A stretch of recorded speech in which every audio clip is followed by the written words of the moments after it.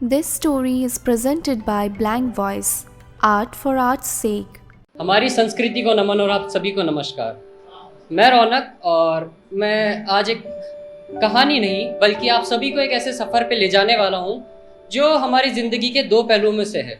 एक है सपना और दूसरी है हकीकत। सपना, एक सपना कितना खूबसूरत हो सकता है और उसका हमारी ज़िंदगी में क्या फ़र्क पड़ सकता है, ये आप सभी का ध्यान चाहते हुए आप सभी को उस सफ़र पे ले जाना चाहूँगा। इसके शीर्षक है खूबसूरत लम्हे।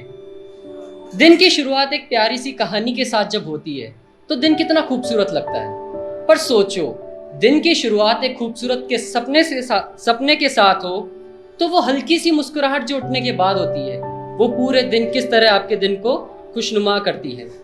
तो चलिए आपको ले चलूं ऐसे ही एक सुहाने से सपने के सफर पर। रेहान, तुम बनोगे द प्रीस्ट। मैडम, वो तो मेन कैरेक्टर है ना। हाँ, तभी तो तुमसे बेहतर कोई नहीं कर पाएगा इस रोल को। और जब नजरें घुमाई मैंने चारों ओर तो जैसे खुशी से कह रहे थे मेरे सभी यार, हाँ कर दे यार, तू ही तो है असली कलाकार। ठीक है अंजू मैम, मैं तैयार हूँ। अरे वाह, अब रेहान ये लो हमारे नाटक की स्क्रिप्ट, इसकी कॉपी करवाकर बांट लेना और पूरे प्ले की जिम्मेदारी अब तुम्हारी। मैं क्लास और मैनेजमेंट में बिजी रहूंगी, इसलिए प्ले के इंचार्ज तुम हो। ठीक है रेहान? ओके मैम, बेफिक्र रहो आप। और अंजू मैडम वहां से चली गई और उसके बाद इन सभी जानवरों की हुई बतियातन शुरू, जोर जोर से। और मैं बेचारा अकेला बैठ के स्क्रिप्ट देख रहा था। अरे प्राची सुनो, इधर आना तो। और प्राची आकर मेरे पास बैठ गई। सुनो, पहले तो तुम अपने सबके नाम लिख लो एक पेपर पर, फिर मैं बताऊंगा कितने और कौन से कैरेक्टर है और कौन क्या बनेगा। ओके? ओके रेहान। और वो जरा सा मुस्कुराई और लग गई अपने काम में। बस फिर इसी तरह शुरू हुई प्ले की रिहर्सल। हम 9 लोग, एक कमरा, खूब बातें, खूब मस्ती।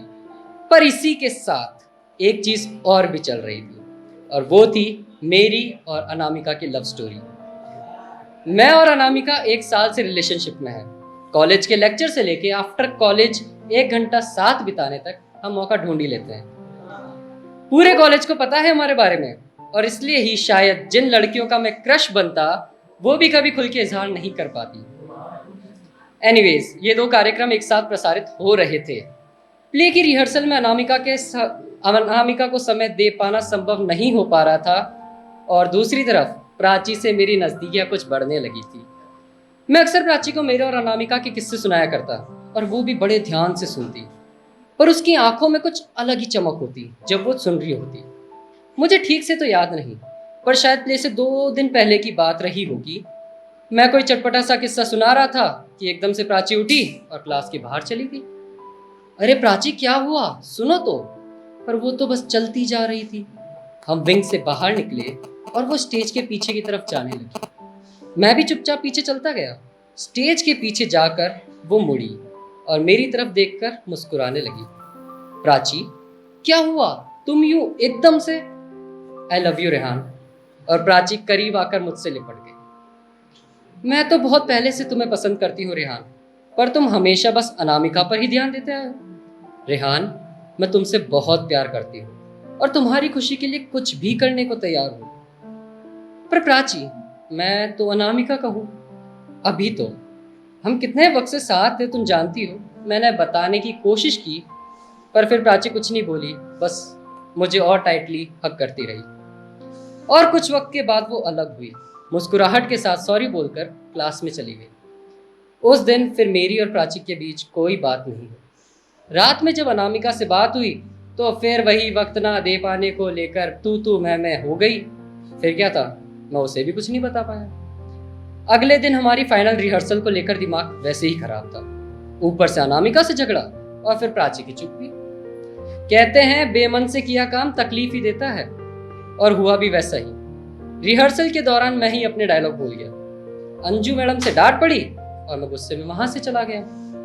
थोड़ी देर बाद मुझे ढूंढते हुए प्राची आई और बिना कुछ बोले बस मेरे पास बैठकर अपना सिर मेरे कंधे पर रखकर कहने लगी। मैंने उससे पूछा, क्यों आई हो यहाँ? मेरी वजह से परेशान हो क्या? नहीं यार, बस कोई मुझे समझना ही नहीं चाहता। मैं परेशान हो गया हूँ सभी से।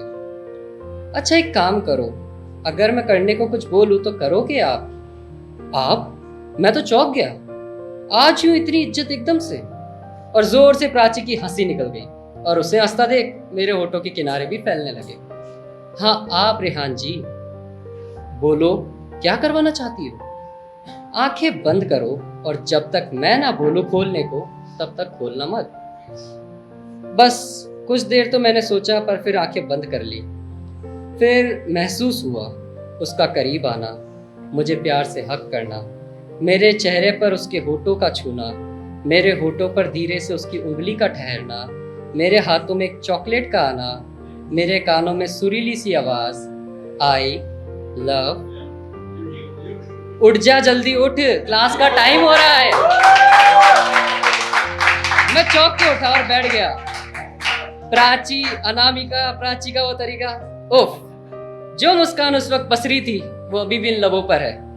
कुछ सपने होते हैं इतने खुशनुमा है कि दिल को खुशी से भर देते हैं। ये था एक सपने का सफर, पर जैसा हम जानते हैं हकीकत कुछ और होती है।